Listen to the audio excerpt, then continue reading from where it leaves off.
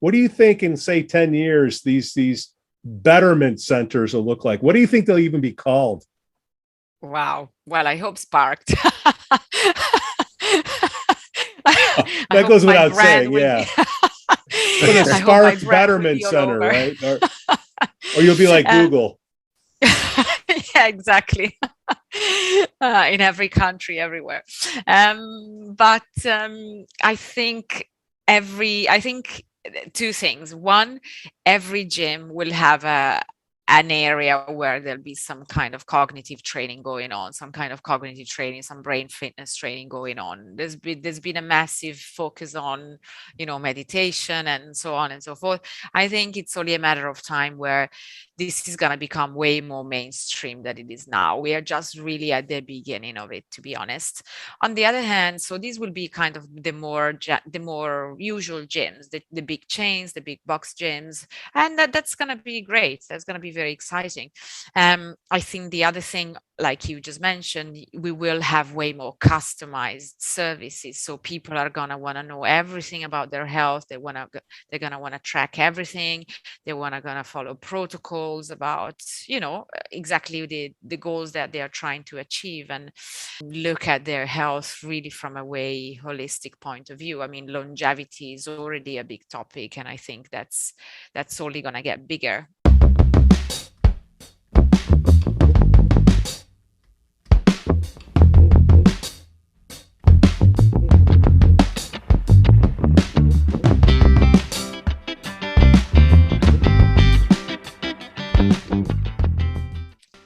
Hi, this is Anna Milani from Spark, the Brain and Fitness Hub, and welcome to the Neuronoodle podcast. Welcome to NeuroNoodles, Neurofeedback and Neuropsychology podcast, featuring neuropsychologist Dr. Laura Jansen's, tech whiz neurofeedback legend Jake Unkelman, author of Neurofeedback and the Treatment of Developmental Trauma, Seaburn Fisher, and tech genius Santiago Brand. Boy, his arms are tired. He just flew in from New Delhi. Our goal is to provide information and promote options for better mental health. This is an all-star cast, and I'm more than happy to share their knowledge with you. My name is Pete, and today we have a very special guest, Anna Milani, CEO and brain trainer at Spark Fitness. But before we get to Anna, we got some Patreon love to dish out. We'd like to thank our Patreon business sponsors, as well as our show sponsor.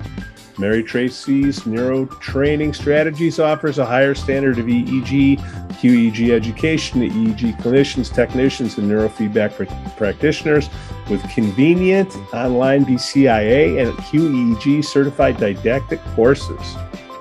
Okay, 3 things our listeners and viewers can do to help us spread the word of neurofeedback from Singapore to the States. Number 1, subscribe to our YouTube channel. If you like the video, which you will, please like and click the bell so it lets you know when our new podcasts come out. That little action will turn 3 people from watching us into 3,000. Imagine all these lovely people learning about neurofeedback. Number 2, give us a review on whatever platform you listen to. 5 stars is appreciated, but we'll take 4.5 on Apple Podcasts.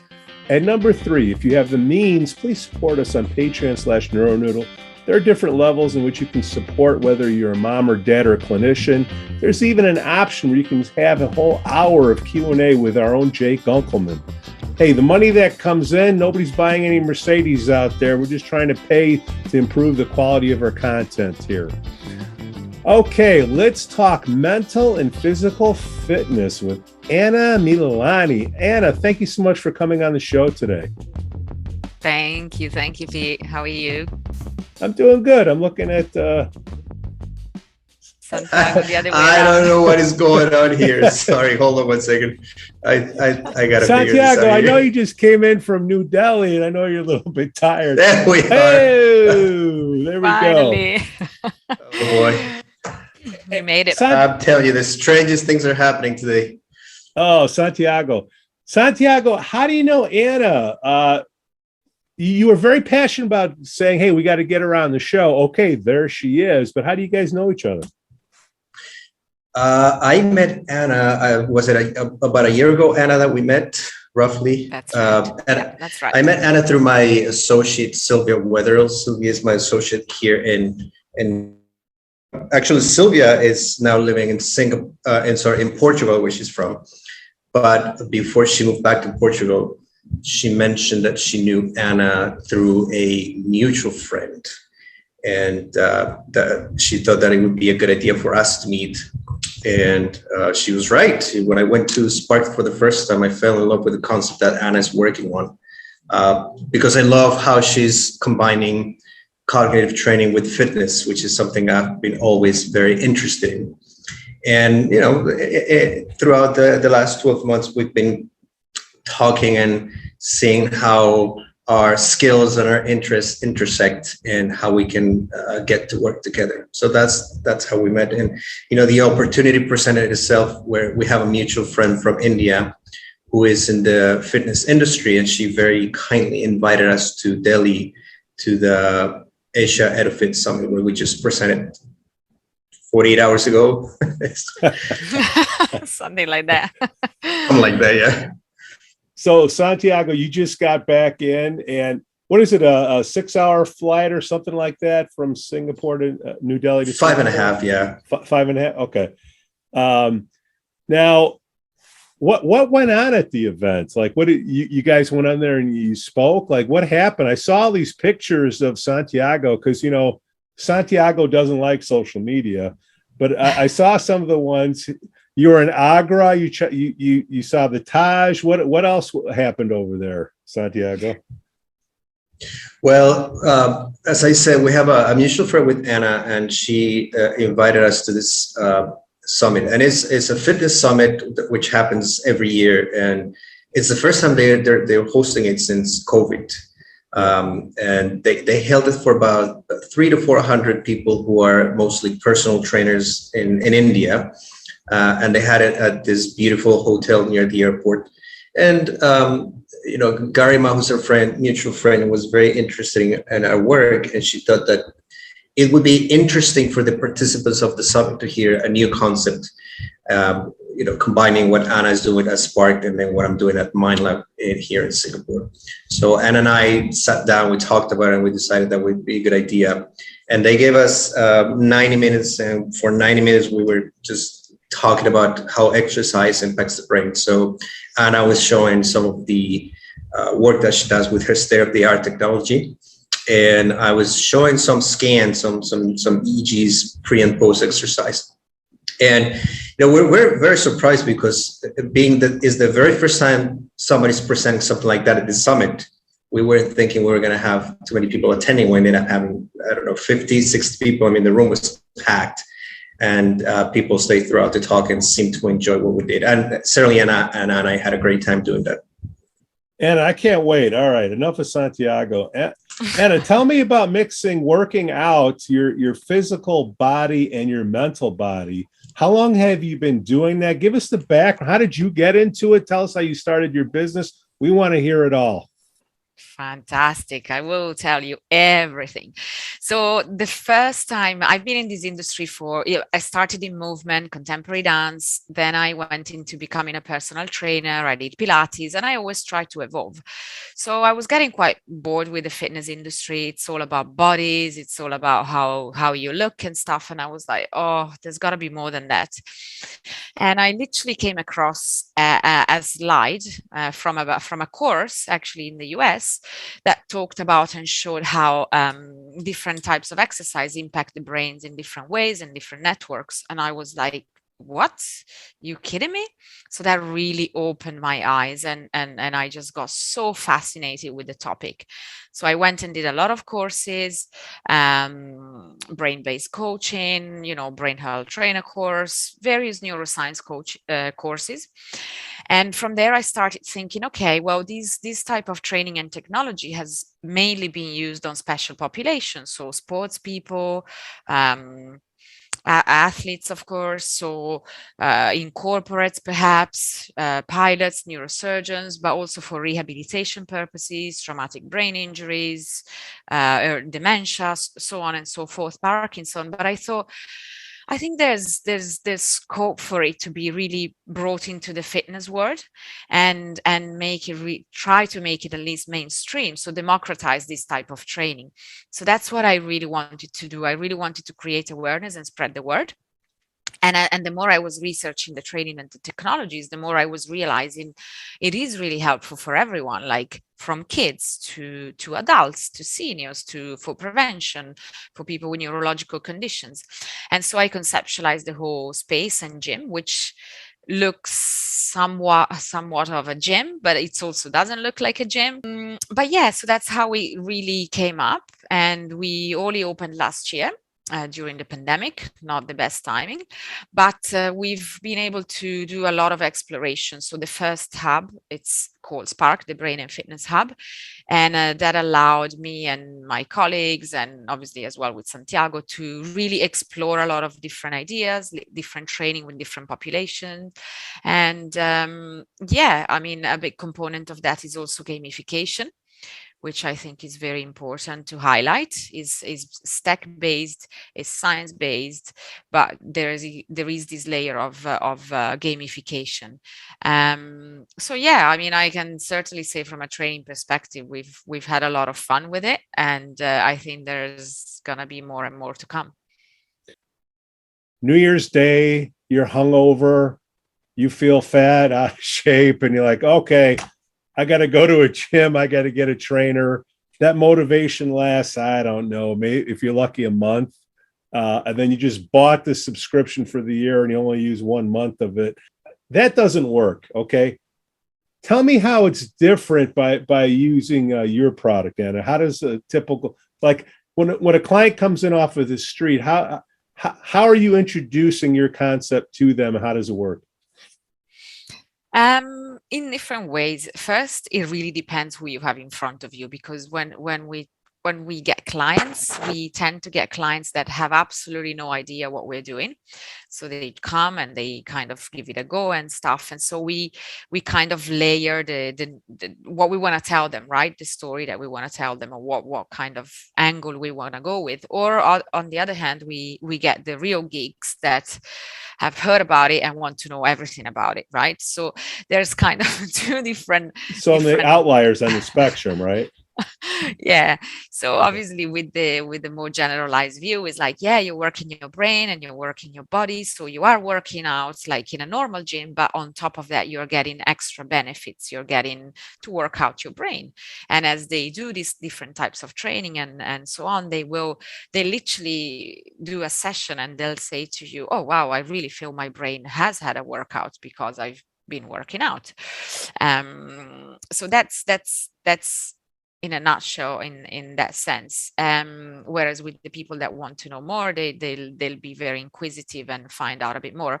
But how does that motivate clients? So of course we try and help them from a behavioral perspective. So we want to encourage, behavioral change, of course.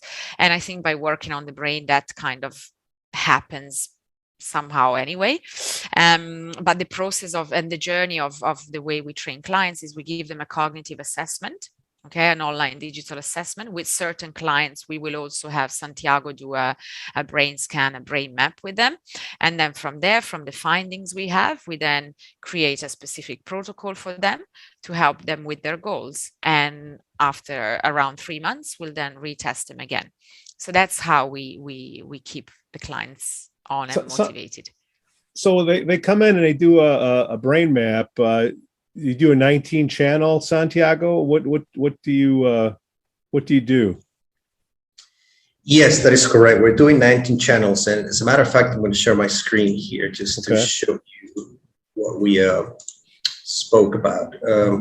So this is before I even moved to Singapore, and this was when I was living in Colombia. Now, when I was living in Colombia, I was thinking about doing something like very similar to what Anna is doing with Spark in Singapore right now. And I was researching the technology and everything, because I've always been a big believer in combining exercise with physical exercise with neurofeedback. And very anecdotally, I have observed very powerful results in the people I've used it with when I have them come for neurofeedback and then run on the spot for 5 minutes and then go back to the neurofeedback, they perform much better. And that got me interesting to see what's happening in the brain.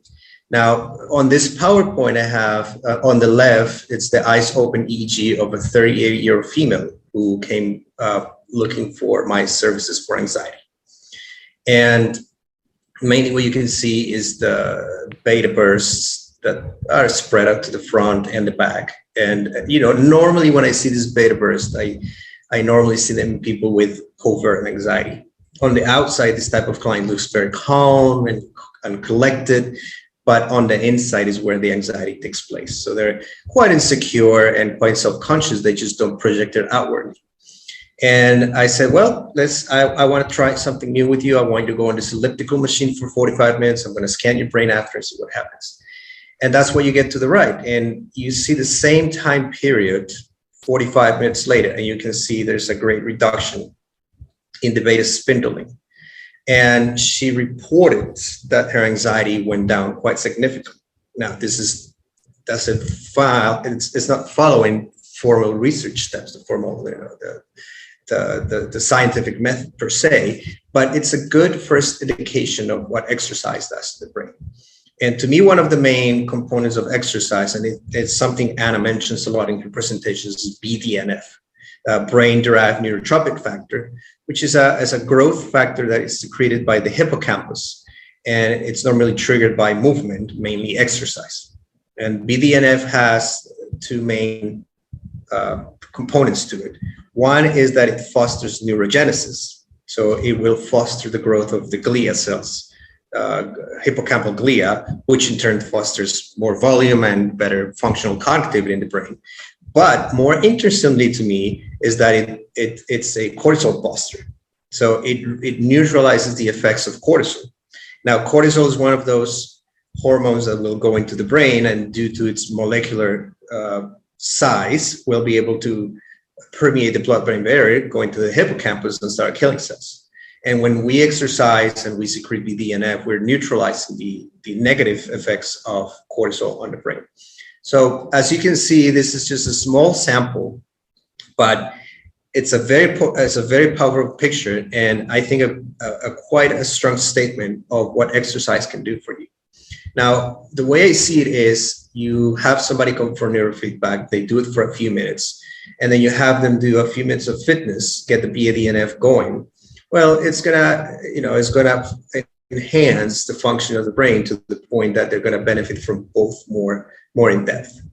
And with Anna, we're thinking, well, how can we take this into the research field? So we're just trying to come up with ideas into how we can turn this into a case study or a case study series that we can later publish just to show. Now, I'm going to fast forward, and towards the end, you'll see that what we did was to have somebody do of this. So I don't know if Anna, you want to talk about this, but basically what we're doing here is combining with Anna's technology Spark. But I want Anna to explain what these types of gadgets do. Yeah. Can you click on the video, Santiago, so they can see the... Yeah, absolutely.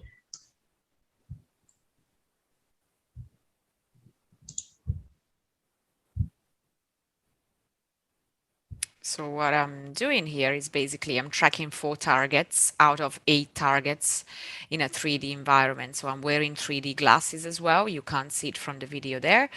But when the game starts, the target starts moving. I focus my gaze roughly in the center of the screen. I'm trying not to move up my eyes too much because I don't want to get distracted. So I'm tracking the targets with my peripheral vision as well. So after 8 seconds, roughly, the target stops moving, and I have to identify whatever each ball will have. Will have a number on it, and I just call out the numbers to identify the balls that were moving initially.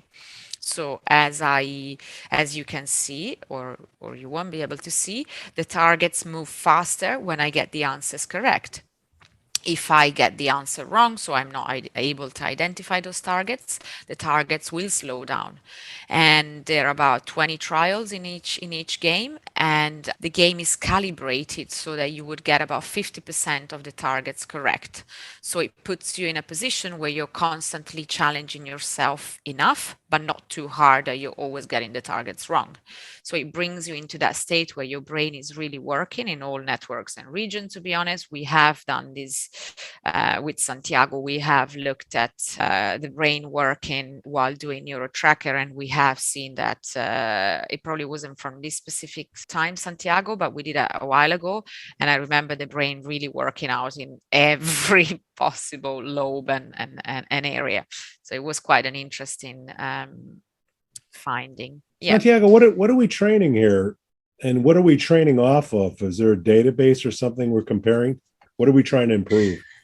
First I want to say that with what Anna was saying in terms of the brain scanning was absolutely right. And I don't have the slides here, but I remember we were recording one of Anna's trainers doing this, which is, if I'm correct me if I'm wrong, Anna, but it's depth perception and peripheral vision.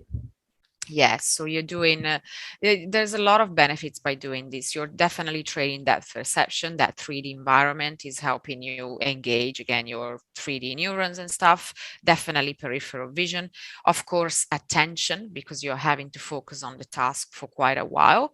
Inhibition, you're trying to avoid being distracted by things that are happening to you around your environment. In fact, the way that this type of training starts for a beginner is by sitting down. So in this case, I was sitting down. To be honest, I have been doing NeuroTracker for quite a while. So I'm already in the next phase of it, whereby I'm starting to include the cognitive motor training side of things. So the physical task. So the next level from a sitting down position would be a standing position. So I do my consolidation phase, sitting down, and then I progress to a standing stance, because that's already increasing dual task. Standing is harder than sitting down. As I progress, I can then make this way more transferable to whatever skills I'm trying to improve. So if I'm an athlete, I may be dribbling a basketball if I'm a basketball player. If I'm a soccer player, and someone might be throwing a ball to me and I might pass it back. So you can make this type of training as specific to what you are trying to achieve. If you could also have noise trying to distract you as you're doing this type of training, because essentially you're trying to get benefits, but in a real type of environment, because when we are driving a car, there's a lot of distractions happening. So we need to be able to pay attention to tasks while there's things happening around our world, basically. Now, when we recorded this speed, it was very interesting because we did it with one of Anna's trainer, and when we recorded EEG, I didn't have the helmet at the time, so I did full 19 channel cap with my amplifier. What we saw as she was doing the NeuroTracker was that we had a burst of theta at the FZ region, which is an event-related potential. So we got an ERP, which was not previously there as a consequence of the exercise. It was not OCD, rumination, inattention type theta that you would normally see in some percent of the population. She didn't have any of that activity at baseline. And then while she was doing that, we were able to get that recorded. We were getting the brain to be activated and engaged. And this particular region of the brain was producing this ERP, which is, it's task related. And to us, it means that the brain is oriented to the task and doing something specific. And I was able to differentiate it from somebody doing exercise and having the typical OCD theta presentation at CZ. With the exercise, we were able to have the person do 45 minutes of cardio, different exercises with the different equipment that Anna has in the gym, and then post, I think I have that slide here, post, you can see the reduction in theta amplitude and theta power at the FZ region, which means then we are, reducing the hyperconnectivity, getting more blood flow to region of the brain and getting the brain to engage in a more favorable way. So Santiago and Anna too, if you're a trainer, I don't understand why more physical trainers aren't mental health trainers with neurofeedback, because you can address the procrastination where people are putting off working out, can't you, Santiago?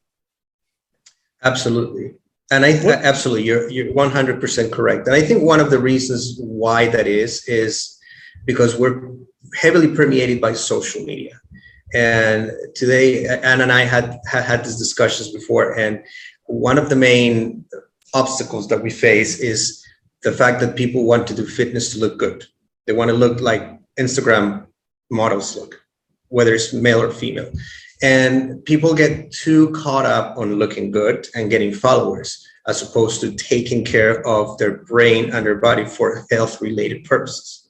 Now, it is well known now that Alzheimer's and Parkinson and many other forms of neurodegeneration start years before the symptoms even show up. So the symptoms is just a byproduct of the disease finally triggering something to make it noticeable. But it is well known that for dementia and Parkinson and many other conditions, the plaques that attach to the brain start going there way, way before time. And it's also been shown that exercise, fitness exercise and brain exercise can stave that off. It can not only, slow it down, it can also prevent it. And I think it's sad because there's still a lot of stigma that relates to mental health. So when people think of training the brain, they don't think health, they don't think performance. They think, well, I don't need it because I'm not broken, and I don't need it because I'm not crazy.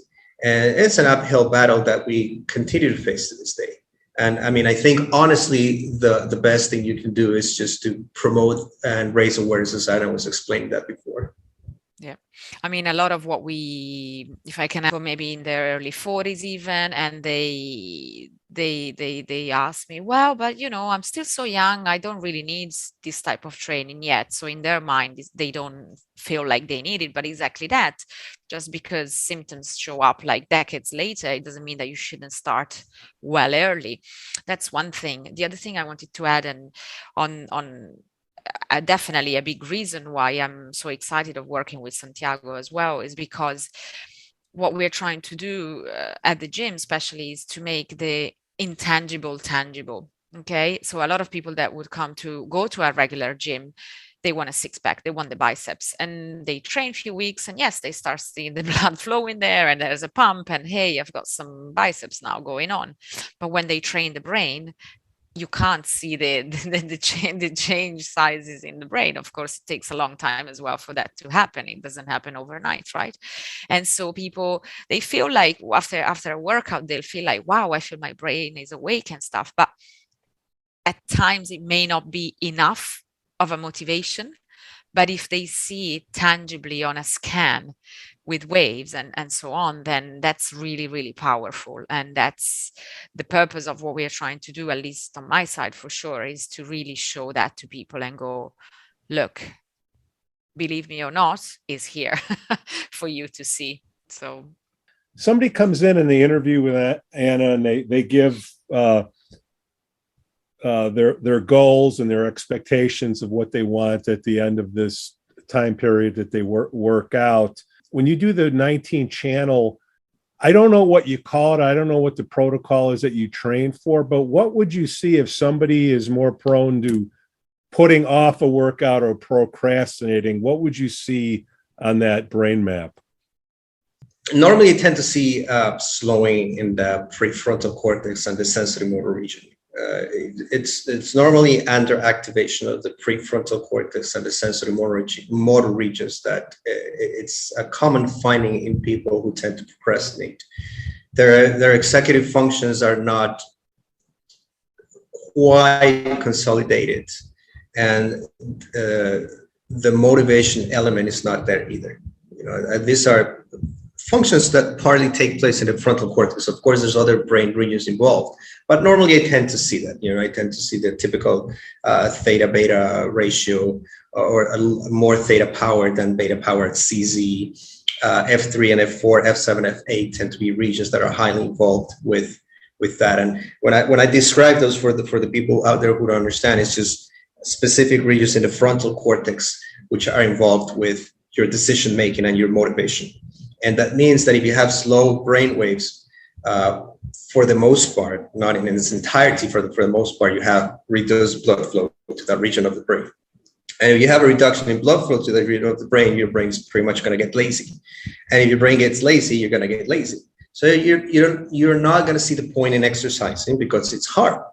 And that has to do a lot with the level of neuroinflammation a person it's facing. Sometimes exercise can be counterproductive if you have a high degree of inflammation going on. If you have a client who is exercising, starts exercising, but they feel worse after they do it, not better, then you have a client with a high degree of neuroinflammation. You have to dampen the neuroinflammation and take the exercise progressively.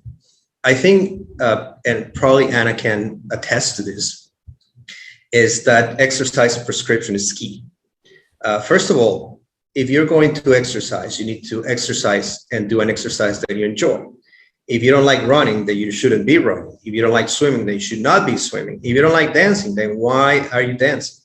You should do something that you enjoy doing, because then and only then you're going to get the motivation to do it. Now, because as you said, Pete, we have lots of parents and counselors and teachers listening to us.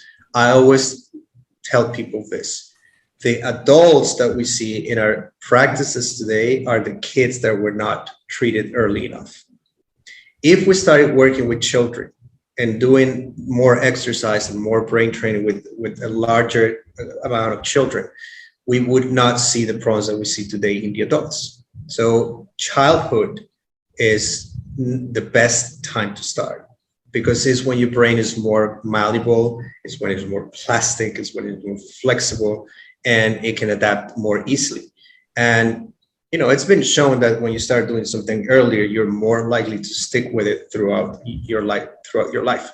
Now, that doesn't mean that as an adult, in your midlife or in your later years, you cannot benefit from this. Of course you can, but it needs to be prescribed in a way that you're gonna be benefit from it. Because with neurofeedback, you're adding to what the exercise is doing, and then exercise is reinforcing what the neurofeedback can do. You have people coming in that aren't motivated, so you have to somehow help them get motivated. Neurofeedback isn't a magic wand. It's training and it's work to do. People are more willing to take a pill than they are to work out. Do you address diet and sleep with them?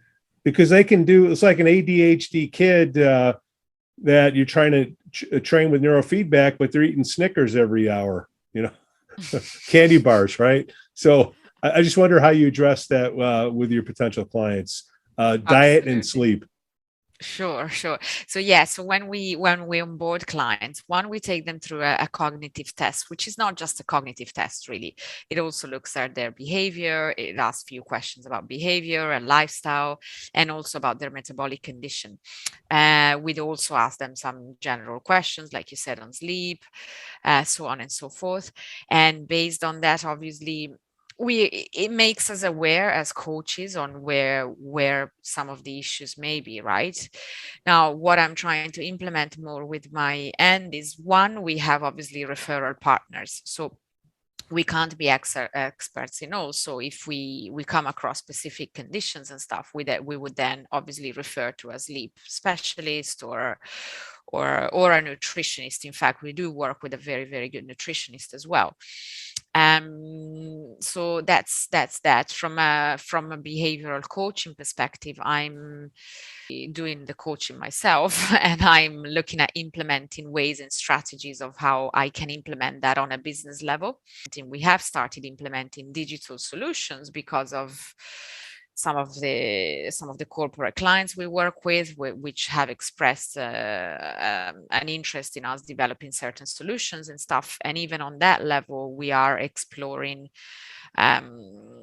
including some coaching component into this, because it obviously plays a key role in behavioral change and in how people make exercise a habit. I mean, it can become because you're doing it constantly, and so therefore it becomes a habit, but helps of course during neurofeedback with Santiago, and of course trying to really make the decision yourself about changing your habits and behavior. So I think it's a very mixed and combined effort. So what do you think the future looks like? You think we're going to have gyms? You think it's not going to be called a gym anymore? It'll be a holistic betterment center where, I mean, shouldn't it start with your DNA? Know what your DNA is, so see what you're prone to, then get your 19 channel scan. Then you have a consultant like you to look at it. I mean, you have DNA counselors now, right? And then you look at it and you map.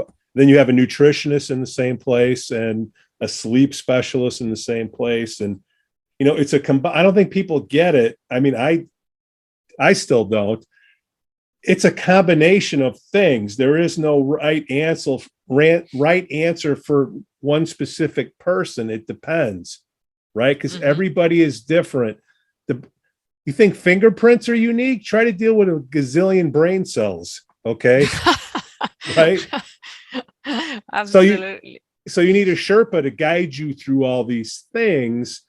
And I think that's what what does the future look like to you, Anna? I mean, you're just starting, Santiago, you're getting in there. And then I see people all the time who are more and more interested in longevity and biohacking and lifestyle. More and more people, thankfully, are understanding that it's the whole concept. It's nutrition plus sleep plus your stress management plus your brain plus your body. It's not, it's not either of those components, is everything.